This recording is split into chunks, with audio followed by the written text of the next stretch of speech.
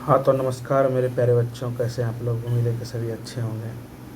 तो प्यारे बच्चों, आज हम लोग जो है फिजिक्स का क्लास 10th का फिजिक्स जो है, जो कि चैप्टर का नाम है प्यारे बच्चों प्रकाश का परावर्तन तथा अपवर्तन। क्या नाम है? प्रकाश का परावर्तन तथा अपवर्तन, है ना। परावर्तन तथा अपवर्तन का प्यारे बच्चों आपके लिए हम ऑब्जेक्टिव लेके आ गए हैं। तो इस वीडियो को आपको क्या करना, शुरू से एकदम अंत तक देखना है। और प्रकाश के परावर्तन तथा अपवर्तन में जो भी अगर आपको डाउट हो ऑब्जेक्टिव में, वो सभी ऑब्जेक्ट डाउट जो है आपका क्लियर हो जाएगा, है ना। चलिए क्लास को हम लोग स्टार्ट करते हैं। और पहला क्वेश्चन है प्यारे बच्चों, प्रकाश की किरणें गमन करती है, बताइएगा। प्रकाश की किरणें जो है किस रेखा में गमन करती है? सीधी रेखा में, या टेढ़ी रेखा में, या किसी भी दिशा में, या फिर इनमें से कोई नहीं। तो हम आपको बताए थे प्रकाश की किरण जब भी गति करती है वो प्यारे बच्चों सीधी रेखा में गति करती है। कौन रेखा में? सीधी रेखा में, है ना। प्रकाश की किरण जो गति करती है वह सीधी रेखा में, याद रखिएगा, है ना। अच्छा, सूर्य के प्रकाश को धरती तक पहुंचने में कितना समय का सेकंड लगता है? तो प्यारे बच्चों हम बताए थे 8 मिनट 16 सेकंड। 8 मिनट 16 सेकंड, है ना। चलिए दूसरा क्वेश्चन है, प्रकाश का न्यूनतम प्रकाश का न्यूनतम वेग होता है, किसमें होता है? न्यूनतम मतलब सबसे कम, है ना। सबसे कम वेग किसमें होता है? प्रकाश का न्यूनतम वेग किसमें होता है कि नहीं? प्रकाश का न्यूनतम वेग ये निर्वात में, जल में, या वायु में, या कांच में, है ना। प्रकाश का न्यूनतम वेग जो प्यारे बच्चों होता है, सबसे कम वेग जो होता है वो प्यारे बच्चों कांच में होता है। किसमें होता है? कांच में होता है। आपको ये क्या करना है, याद रखना है ना। और सबसे अधिकतम अगर वेग होता है, सबसे अधिकतम वेग प्यारे बच्चों होता है तो वो होता है निर्वात में। किसमें होता है? निर्वात में। इसका जो ऑप्शन नंबर होगा 2 का ऑप्शन नंबर डी होगा। 2 का ऑप्शन नंबर क्या होगा? डी होगा, है ना। तीसरा क्वेश्चन है, मोटर गाड़ी के चालक के सामने लगा रहता है, मतलब मोटर गाड़ी के चालक जो ड्राइवर जो रहता है उसके बगल में जो आईना रहता है वह कौन सा दर्पण लगा रहता है? प्यारे बच्चों हम बताए थे वो उत्तल दर्पण लगा होता है। कौन दर्पण? उत्तल दर्पण, है ना। तो 3 का जो होगा प्यारे बच्चों वह बी नंबर से होगा। कौन होगा? B number. मोटर कार के हेडलाइट में किसका प्रयोग होता है? तो हेडलाइट में हम बताए थे कि अवतल दर्पण का उपयोग होता है। हेडलाइट में किस दर्पण का उपयोग होता है? तो अवतल दर्पण का। 4 का जो होगा वह ऑप्शन नंबर क्या होगा? सी होगा। क्या होगा? सी होगा, है ना। समतल दर्पण द्वारा बना प्रतिबिंब होता है। समतल दर्पण द्वारा बना प्रतिबिंब कैसा होता है कि नहीं है? समतल दर्पण द्वारा बना प्रतिबिंब कैसा होता है? समतल दर्पण द्वारा बना प्रतिबिंब बताया था काल्पनिक होता है। क्या होता है? काल्पनिक, है ना। समतल दर्पण याद रखिएगा, समतल दर्पण में जब भी प्रतिबिंब बनता है वह काल्पनिक बनता है और सीधा बनता है। काल्पनिक और सीधा। उसी तरह उत्तल में भी वही बनता है। तल में भी क्या बनता है प्यारे बच्चों? काल्पनिक तथा सीधा। लेकिन अवतल अगर पूछेगा तो अवतल में प्यारे बच्चों वास्तविक तथा उल्टा बनता है। वास्तविक और क्या बनता है? उल्टा बनता है, याद रखिएगा। अवतल दर्पण में कैसा बनता है? तो वास्तविक और उल्टा बनता है ना। अवतल में आपका वास्तविक और उल्टा। चलिए तो इसका जो आंसर होगा क्या होगा प्यारे बच्चों? 5 का जो होगा ऑप्शन नंबर बी हो जाएगा। अच्छा, लेंस की क्षमता का असाई मात्रक क्या होता है? लेंस की क्षमता का असाई मात्रक हमने बताया डायोप्टर होता है। क्या होता है? डायोप्टर। डायोप्टर को हम लोग डी से सूचित करते हैं ना। 1 डायोप्टर बराबर होता है 1 मीटर पर। 1 मीटर पर, है कि नहीं? 1 डायोप्टर बराबर होता है 1 मीटर पर, है ना, याद रखना है। 6 का जो होगा वो ऑप्शन नंबर ए होगा, है ना। 6 का जो होगा ऑप्शन नंबर ए होगा। 7 नंबर, प्रकाश की किरणों का पथ दर्शाने वाले चित्र को कहा जाता है। यानी प्रकाश की किरणों का जो रास्ता जो दिखाता है वह किरण आरेख है, या फोकस है, या किरण पुंज है, या फिर इनमें से सभी है। तो प्रकाश की किरणों का पथ दर्शाने वाला जो है प्यारे बच्चों वह है आरेख, किरण आरेख। क्या होगा? किरण आरेख। 7 का जो होगा वह ऑप्शन नंबर क्या होगा? ए हो जाएगा। 7 का क्या होगा? ऑप्शन नंबर ए होगा, है ना। 2 डायोप्टर क्षमता वाले लेंस का फोकसांतर, यानी आपको यहाँ पर क्या है प्यारे बच्चों, आपको जो है डायोप्टर दिया हुआ है P बराबर 2D दिया है। आपको निकालना है एफ। क्या निकालना है? एफ इक्वल टू वाट? हम बताए थे P बराबर 1/f होता है ना। 1/f होता है। एफ कितना है?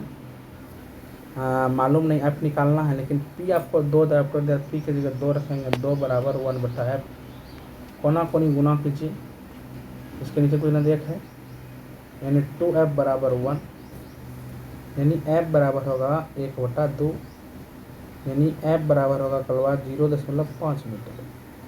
लेकिन यहाँ पर मीटर में आपका एक भी आंसर नहीं है, सब सेंटीमीटर में। तो मीटर को सेंटीमीटर में बदलने के लिए क्या करना पड़ता है, 100 से गुना करना पड़ता है। 10 मतलब उड़ाएंगे नीचे, 1 10 चला जाएगा, 1 0 कट जाएगा, 10 गुना 5 तो कितना हो जाएगा 50, ये सेंटीमीटर। तो ऑप्शन नंबर क्या होगा, डी हो जाएगा। ऑप्शन नंबर क्या हो जाएगा, डी होगा, है ना। तो आपको ये याद रहना चाहिए, ये आपको निकालने के लिए आना चाहिए। अगर आप फार्मूला याद रखते हैं, इन सभी को अगर आप याद रखते हैं प्यारे बच्चों, तो आपको जो है दिक्कत नहीं होगा। ये बिहार बोर्ड में भी 1 नंबर में क्वेश्चन ऑब्जेक्टिव में पूछता है। किसी उत्तल लेंस का फोकसांतर 50 सेंटीमीटर है तो उसकी क्षमता देखिए, यहाँ पर आपको क्या है, फोकस आपको दिया हुआ है, कितना है 50 सेंटीमीटर। और एक चीज़ हमेशा ध्यान में रखना है, जब भी फोकस सेंटीमीटर में हो तो उसको सबसे पहले प्यारे बच्चा आपको क्या करना है, मीटर में कन्वर्ट करना, मीटर में बदलना, है ना। मीटर में बदल लीजिएगा तब ना वो डायोप्टर के बराबर होगा, क्योंकि 1 मीटर बराबर 1 डायोप्टर होता है। तो सेंटीमीटर को मीटर में बदलने के लिए क्या करना है, 100 से भाग दीजिएगा, यानी 5 एका 5, 5 दूना 10, यानी 1/2 मीटर हुआ, नहीं हुआ। इसकी क्षमता निकालनी है, P बराबर 1/f। अब देखिए उत्तल लेंस है तो प्लस में होगा ही, है ना।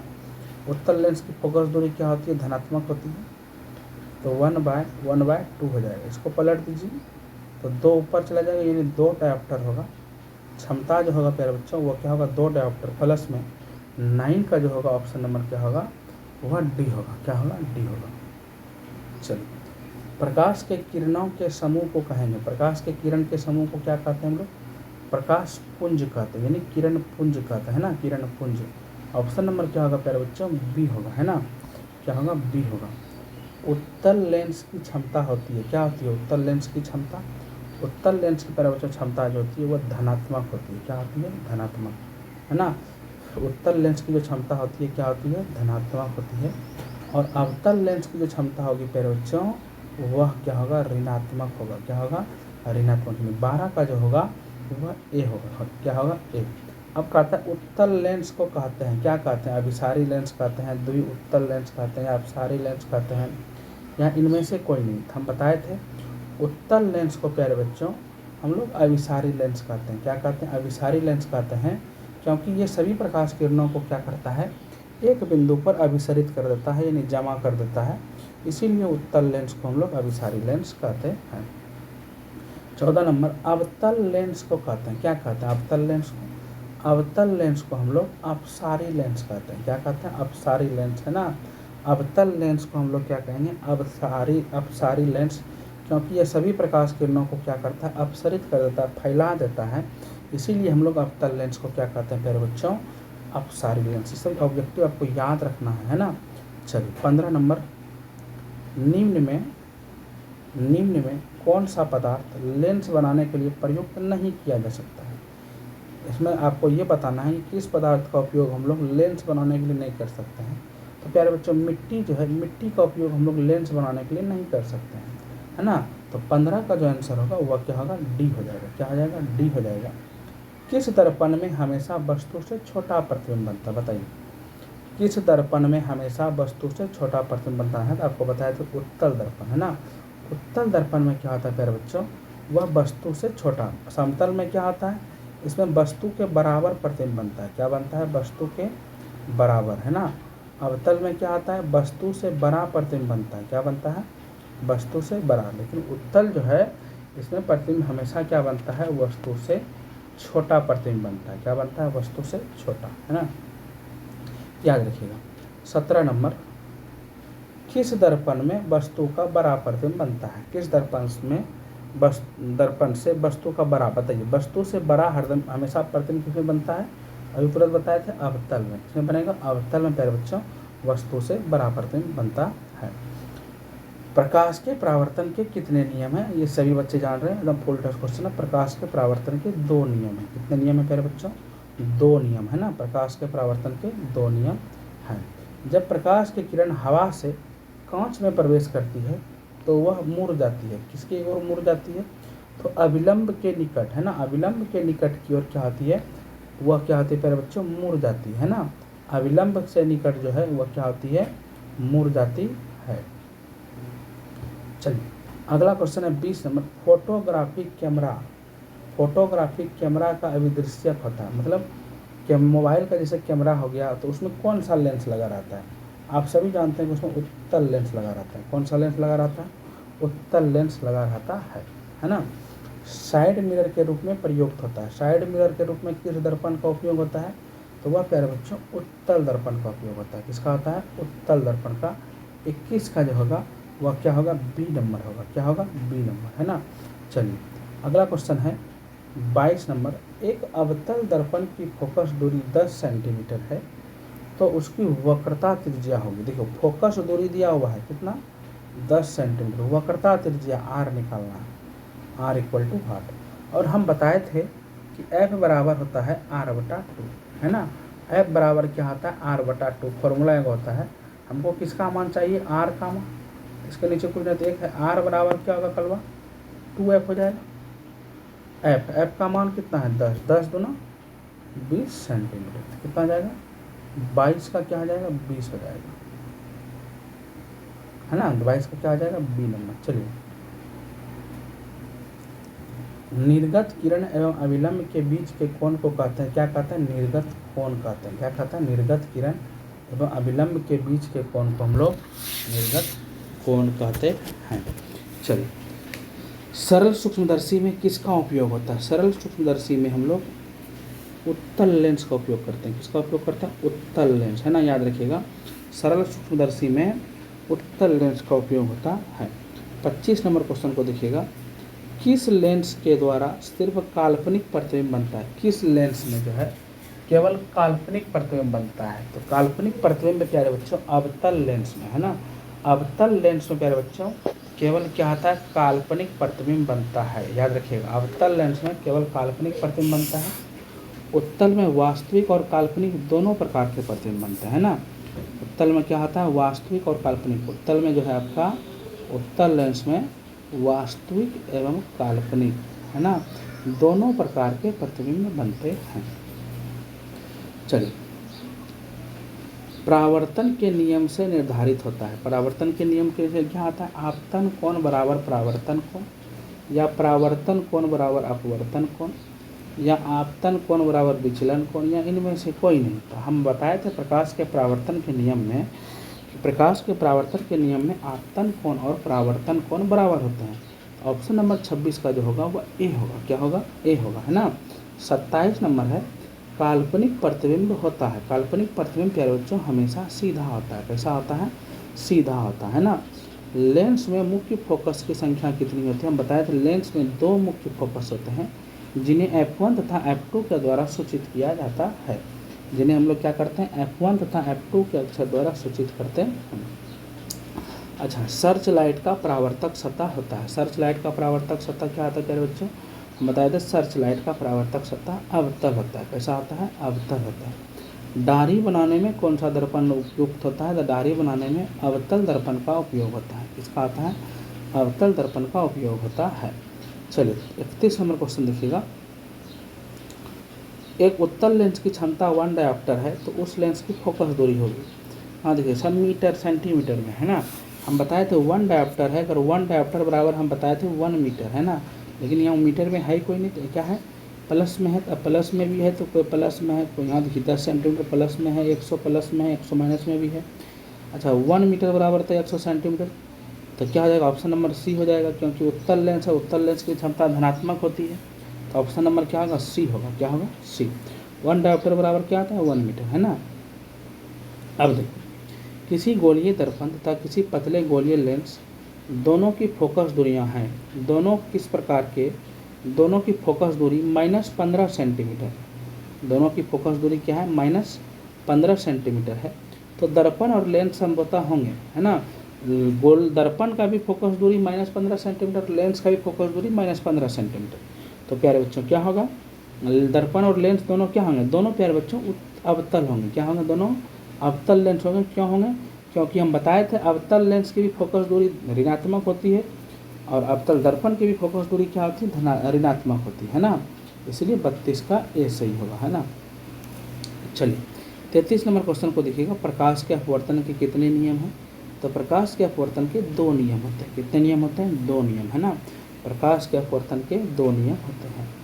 किसी माध्यम के अपवर्तनांक का मान होता है, हम बताए थे माध्यम के अपवर्तनांक का मान तो साइन आई बटा साइन आर, साइन आई बटा साइन आर, है ना, इक्वल टू स्थिरांक 34 का क्या हो जाएगा? ए हो जाएगा। 34 का क्या होगा? ए। एक उत्तल लेंस होता है। एक उत्तल लेंस क्या होता है प्यारे बच्चे? हम बताए थे उत्तल लेंस का फिगर, है ना, जैसे मान लीजिए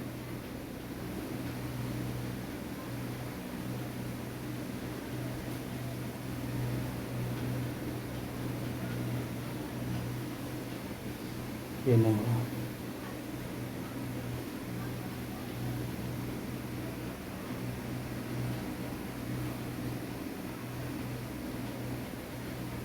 जैसे ये उत्तल लेंस है तो इसका बीच का भाग क्या आता है प्यारे बच्चों? मोटा होता है और किनारे का भाग क्या होता है? पतला होता है। तो यहाँ क्या कहता है? सभी जगह समान मोटाई का है, गलत, है ना, ये गलत। बीच की अपेक्षा किनारों पर मोटा, ये भी गलत। बीच की अपेक्षा किनारे का पतला होता है ना, किनारों की अपेक्षा बीच में मोटा, ऑप्शन नंबर सी एकदम सही है। किनारे की अपेक्षा बीच में क्या है? मोटा है ना। चलो अवतल लेंस का आवर्धन m बराबर हम बताए थे लेंस में m बराबर होता है v बटा यू। m बराबर क्या होता है बच्चों? v बटा यू। तो ऑप्शन नंबर 36 का जो होगा वह क्या होगा? डी होगा। क्या होगा? डी होगा। गोलीय दर्पण में फोकसांतर एवं वक्रता त्रिज्या के बीच संबंध है। क्या संबंध है? r बराबर 2f, r बराबर 2f, यानी r बराबर क्या होगा? 2f, है ना। इसको हम लिख सकते हैं या f बराबर आर बटा 2, है ना, लिख सकते हैं, लिख सकते हैं। f बराबर क्या लिख सकते हैं? आर बटा 2, है ना। मैंने बताया था 37 का क्या होगा? ऑप्शन नंबर ए होगा। सोलर कुकर में प्रयोग किया जाता है। सोलर कुकर में किस दर्पण का उपयोग होता है? तो सोलर कुकर में प्यारे बच्चों अवतल दर्पण का उपयोग होता है। किसमें होता है? अवतल दर्पण, है ना। उत्तल लेंस में बना प्रतिबिंब होता है। उत्तल लेंस में बना प्रतिबिंब क्या होता है तो प्यारे बच्चों वास्तविक और उल्टा होता है। क्या होता है? वास्तविक और उल्टा होता है ना। अब देखिए उत्तल लेंस में जब बिंब f और 2f के बीच रखा जाता है तब बना प्रतिबिंब क्या होता है? तो देखिए f और 2f1 के बीच रखेगा तो वहाँ पर क्या होगा प्यारे बच्चों? प्रतिबिंब जो है वह आपका बड़ा और काल्पनिक, काल्पनिक तो होगा ही, है ना, थोड़ा बड़ा बनेगा। क्या बनेगा? बड़ा बनेगा। तो ऑप्शन नंबर क्या होगा? 40 का डी होगा। हाँ, 2 वक्रीय पृष्ठों से घिरे ठोस माध्यम को कहते हैं तो क्या कहते हैं? 2 वक्रीय पृष्ठ, 2 वक्र पृष्ठ, एक ये हो गया और एक ये हो गया। 2 वक्र पृष्ठ से घिरा हुआ कोई माध्यम है तो उसको हम लोग कहेंगे लेंस कहेंगे। क्या कहेंगे? लेंस कहेंगे। 40 का सी नंबर। वह गोलीय दर्पण जो बाहर की तरफ वक्रित होता है, बाहर की तरफ, है ना, बाहर की तरफ क्या होता है? वक्रित होता है ऐसे, तो उसे हम लोग क्या कहेंगे? उसे हम लोग जो है उत्तल दर्पण, क्या कहेंगे? उत्तल दर्पण। 42 का जो होगा वह सी होगा, है ना। बाहर की तरफ वक्रित का मतलब बाहर की तरफ उठा हुआ है, तो इसे हम लोग क्या कहेंगे? उत्तल दर्पण, है ना। गोलीय दर्पण के परावर्तक पृष्ठ के केंद्र को दर्पण का क्या कहा जाता है प्यारे बच्चों? वो ध्रुव कहा जाता है और ध्रुव को हम लोग पी अक्षर से सूचित करते हैं। किसी लेंस द्वारा उत्पन्न आवर्धन का असह मात्रक क्या होता है? तो मात्रक विहीन, आवर्धन का कोई भी मात्रक नहीं होता है। आवर्धन का कोई भी असहाय मात्रक नहीं होता है ना, क्योंकि यह एक अनुपात है, इसके कारण इसका कोई भी मात्रक होता नहीं। लेंस के केंद्रीय बिंदु को हम लोग क्या कहेंगे? प्रकाशिक केंद्र कहते हैं ना। लेंस के केंद्रीय बिंदु को हम लोग क्या कहते हैं प्यारे बच्चों? तो प्रकाशिक केंद्र कहते हैं। चलिए 46 नंबर क्वेश्चन देखिएगा, किसी शब्दकोश में पाए गए छोटे अक्षरों को पढ़ते समय आप निम्न में से कौन सा लेंस पसंद करेंगे? तो कौन सा लेंस पसंद करेंगे? 5 सेंटीमीटर फोकस दूरी का उत्तल लेंस, उत्तल लेंस, है ना। ऑप्शन नंबर क्या होगा प्यारे बच्चों? डी होगा। इनमें से कौन दर्पण का सूत्र है? दर्पण का सूत्र हम बताए थे 1/v प्लस 1/u बराबर 1/f, है ना, यही दर्पण सूत्र रहता है। तो ऑप्शन नंबर क्या होगा प्यारे बच्चों? ए हो जाएगा। क्या हो जाएगा? ए हो जाएगा। गोलीय दर्पण का वक्रता केंद्र को किस अक्ष पर निरूपित किया जाता है? वक्रता केंद्र को, तो प्यारे बच्चों वक्रता केंद्र को सी से डिनोट करते हैं। किससे करते हैं? सी से। अच्छा, निर्वात में प्रकाश की चाल कितनी होती है? तो 3 × 10⁻8, है ना।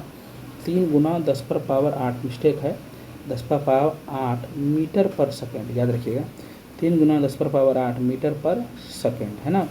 दंत विशेषज्ञ मरीजों के दांत का बड़ा प्रतिबिंब देखने के लिए किस दर्पण का उपयोग करते हैं? तो वह प्यारे बच्चों अवतल दर्पण का उपयोग करते हैं। किसका करते हैं? अवतल दर्पण का, याद रखिएगा। पतले लेंस की आवर्धन क्षमता होती है, पतले लेंस की आवर्धन क्षमता क्या होती है प्यारे बच्चों? पतले लेंस की आवर्धन क्षमता प्यारे बच्चों वो कम होती है, क्या होती है? कम होती है ना। मोटे लेंस की आवर्धन क्षमता क्या होती है प्यारे बच्चों? अधिक होती है, मोटे लेंस की आवर्धन क्षमता अधिक होती है ना। अवतल दर्पण के ध्रुव और मुख्य फोकस के बीच रखे प्रतिबिंब की प्रकृति क्या होगी? देखो, जब हम बताए थे अवतल दर्पण में क्या होता है कि जब वस्तु को हमने ध्रुव और मुख्य फोकस के बीच में रखे थे तो अवतल दर्पण द्वारा बना प्रतिबिंब जो हुआ था वो क्या हुआ था? काल्पनिक और सीधा, काल्पनिक और सीधा हुआ था। तो यहाँ आभासी एवं सीधा ये भी सही है, काल्पनिक एवं सीधा ये भी सही है, आभासी ये गलत है। इसका आंसर जो है ना, दो काल्पनिक और आभासी एक ही चीज़ होता है, तो सी, बी और सी दोनों होगा सही, बी और सी क्या होगा? दोनों सही होगा। चलो, उत्तल लेंस का प्रकाशिक केंद्र और मुख्य फोकस के बीच रखे बिंब का प्रतिबिंब कैसा हुआ था? तो उत्तल लेंस में जब हमने रखा था इसमें भी क्या बना था? काल्पनिक और सीधा बना था। ऑप्शन नंबर क्या होगा? सी। चलिए, अवतल दर्पण के मुख्य फोकस पर रखे बिंब का प्रतिबिंब कैसा होता है? अवतल दर्पण पर के मुख्य फोकस पर रखे बिंब का प्रतिबिंब की स्थिति कहाँ पर हुआ था? तो वह अनंत पर हुआ था। कहाँ पर हुआ था? अनंत पर। ऑप्शन नंबर सी होगा। चलिए, उत्तल लेंस के मुख्य फोकस पर रखे प्रतिबिंब की स्थिति होती है। उत्तल लेंस के मुख्य फोकस पर जब हम लोग रखे थे तो प्रतिबिंब की स्थिति कहाँ बना था प्यारे बच्चों? वह भी हमारा कहाँ बना है? अनंत पर बना है ना। वह भी कहाँ बना है? अनंत पर बना है।